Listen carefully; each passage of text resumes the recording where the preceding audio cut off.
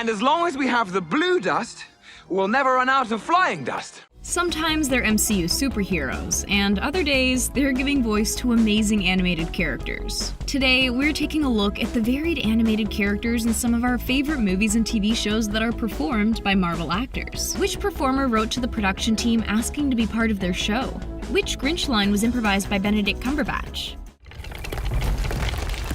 What in the world is happening? The film Onward has not one, but two Marvel stars lending their voices to bring this pair of brothers to life. Who are you? We're the Avengers, man.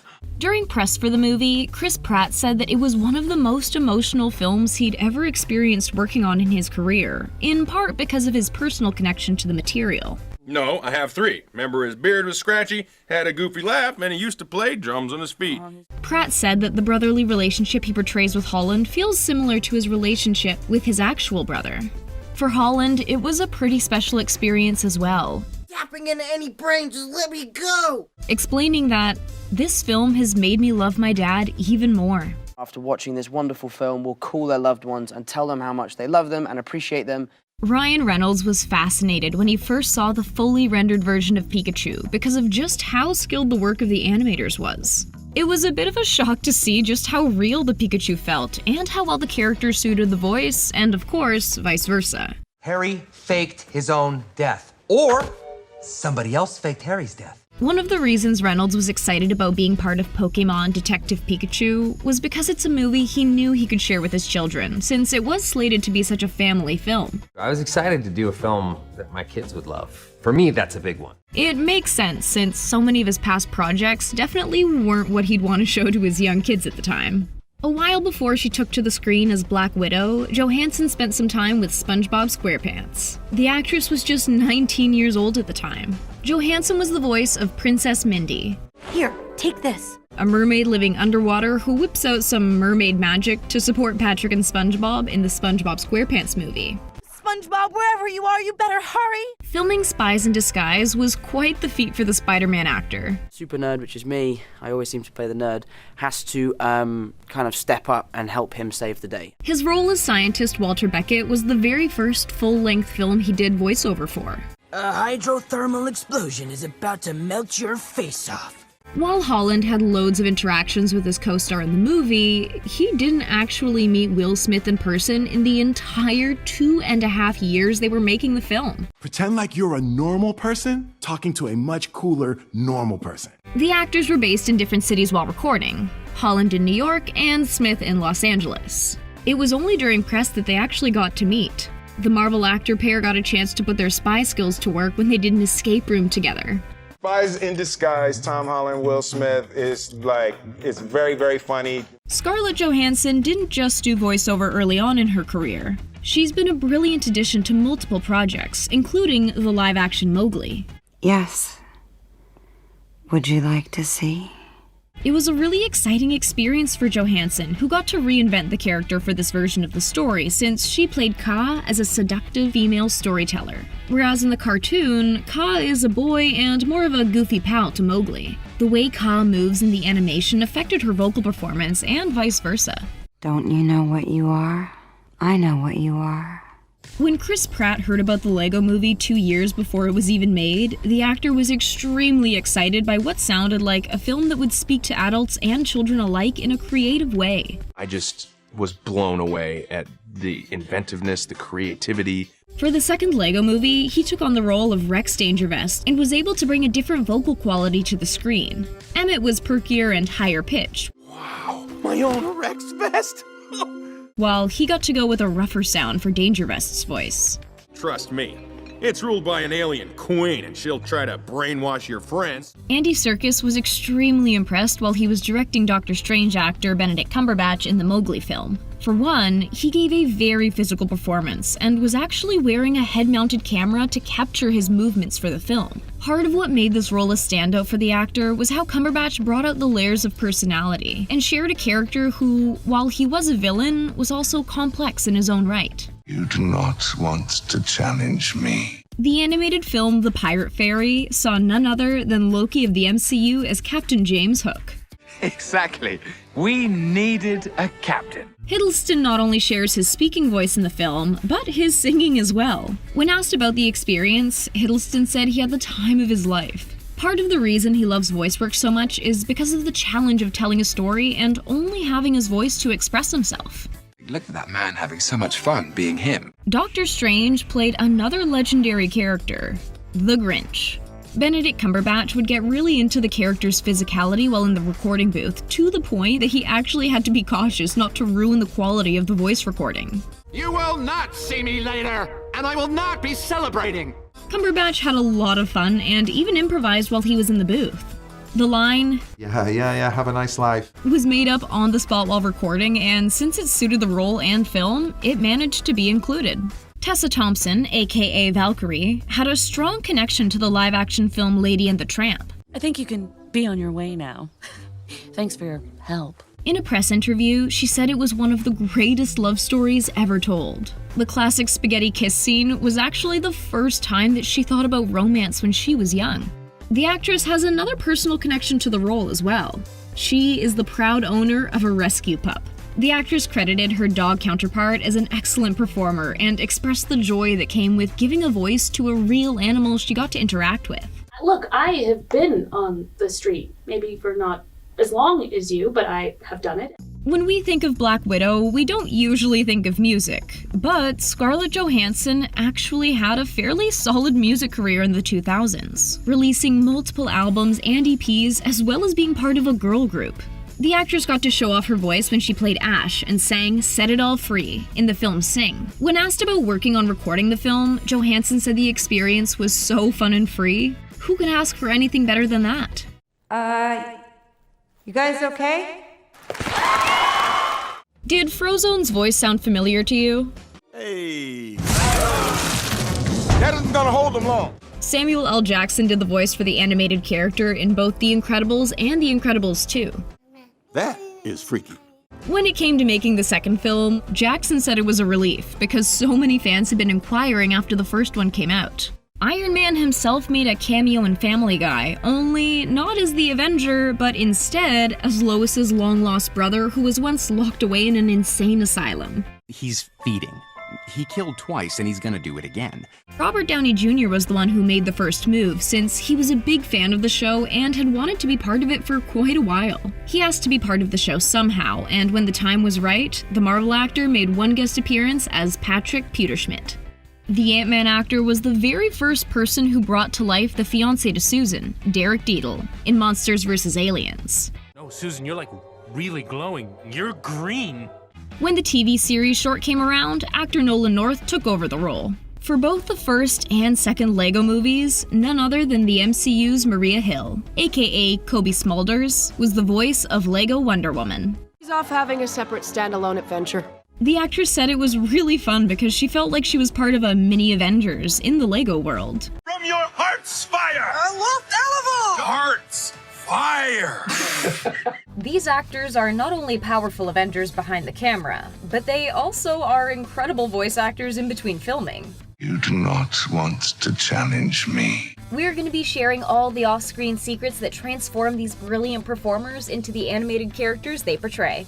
Trust me, it's ruled by an alien queen and she'll try to brainwash your friends. Number 1. Chris Evans definitely had a blast, no pun intended, being the voice of Buzz Lightyear. Finally. Look how good this looks, my God. Though in the beginning, he was super nervous in the booth. The first couple sessions in the booth were a little intimidating. He couldn't stop overanalyzing the sound of his own voice and described himself feeling like a deer in headlights. There seems to be no sign of intelligent life anywhere. Who are you talking to? No one. Eventually, though, he did loosen up and was able to really lean into the physical aspect of his performance. To infinity? And beyond. Number 2. Taika Waititi is a brilliant performer. So brilliant, in fact, he doesn't even need to know what's going on in the film as he's performing. I've seen it and I still don't know what's going on. Apparently, the story of Lightyear developed as it went. The actors performed different versions of the film, and the final result was what the creators just naturally landed on. Ready? Ready. No, wait, not really. It seems like Taika Waititi's go-with-the-flow attitude was pretty appropriate. Well, this is pretty cool. Number 3. Here comes Yelena. Florence Pugh is very experienced when it comes to being on screen, but when it comes to voiceover, well, it's a whole new world of possibilities. You're supposed to be dead. Pugh's very first time being cast in an animated film was for the epic Puss in Boots 2. You've never seen a Goldilocks quite like this before. I loved having an honest connection with her. Number 4. Not only does Paul Rudd make an appearance in Bob's Burgers' 6th season as Jericho, Tina's talking horse. Hey, who needs real horses anyway? Can a real horse do this? But we get to see him again in the Bob's Burgers movie. Paul Rudd is a seasoned voice actor and brings a whole new level of comedy to the classic animated series. I'm on this show. This is who I play. Number 5. Seriously though, what can't Scarlett Johansson do? Among all of the incredible films she's been in, she's also starred in several animated ones. SpongeBob, wherever you are, you better hurry! She delivers an outstanding performance in Wes Anderson's stop-motion film Isle of Dogs. I thought you knew all about me. Number 6. Jeremy Renner worked super hard on the set of Arctic Dogs, but he still managed to have a great time doing it. I worked really hard for this. He turned something so practical, like doing several takes for one line of dialogue, into a lesson on honing his skills. It's really fun and challenging just to hone in on the lines and the delivery of the lines. Not only did he play the film's protagonist, Swifty, but he also worked on the production's music. I think that's pretty awesome. Number 7. Zoe Saldana does a complete 180 from her character Gamora to her character Maria in the Book of Life. Did you think it was gonna be that easy? She loved being part of a film that not only caters to the younger audience, but to the parents as well. She was also super excited to work with Guillermo del Toro. He's a filmmaker that I have loved and respected a great deal. Number 8. From the best superhero poses to the booth, there's no stopping Scarlett Johansson. The actress brought to life Ash the Porcupine in both Sing and its sequel. You guys okay? And this project was special for a few reasons. The first was a pretty exciting fact for her daughter. This is probably one of the only films I can actually show my daughter. Not only was she the coolest mom in her child's friend group after that, she also got to work with one of her childhood heroes, the one and only Bono. The only downside of working with the music legend was the fact that she had to keep it a secret from everyone in her life for so long. The Sing franchise has been pretty stellar for the Black Widow actress. No wonder she was always having fun in the booth. Yeah, it's just wonderful. Very, very special. Number 9. Tom Holland is an incredible actor and performer, but there are some things he struggles with when portraying his characters, particularly laughing. Well, that's not good. He has a really hard time laughing on cue. In order to get around this, they recorded audio of him laughing in no relation to his lines and just used that every time his character Walter had to laugh. When shooting the transformation scene with Will Smith, Tom was really intimidated after hearing Will's audio for the first time. I have to do all these like crazy different voices, and I was actually really embarrassed when we were recording that scene. Number 10. Karen Gillan, who portrays Nebula in The Avengers, gets to play a totally different and much more wholesome character in Spies in Disguise. Eyes. They call me Eyes. Spectral analysis and quantum optical thermography. One notable difference for her when voicing an animated character versus acting on screen was that she had to channel every emotion she was trying to convey through her voice alone. It was a really cool experience, actually. It felt like I could really just let loose and really go for it and have a lot of fun. Number 11. He's not just quick. The Pietro actor might be a speed demon in the MCU, but throw him in a voiceover booth and the actor can pull out all the stops. Any Family Guy fans may have recognized the voice of Jaden to be none other than Taylor Johnson himself in the Chap Stewie episode in season 21. Father, is it going to live here for a while? The actor may not hang out in the voice booth very often, but when he does, it's a real treat. Who knew his upper crust vibe was so on point? It's a new whole world to me. Number 12. As we all know, Pixar definitely has a way of pulling at our heartstrings. Chris Pratt made a comment on Twitter about grown men crying while watching Onward. He was no different. No, I have 3. Remember his beard was scratchy, had a goofy laugh, and he used to play drums on his feet. He had a very emotional experience, starting from the original pitch. I cried hearing the pitch to this movie. It's very emotional, it's very moving. Number 13.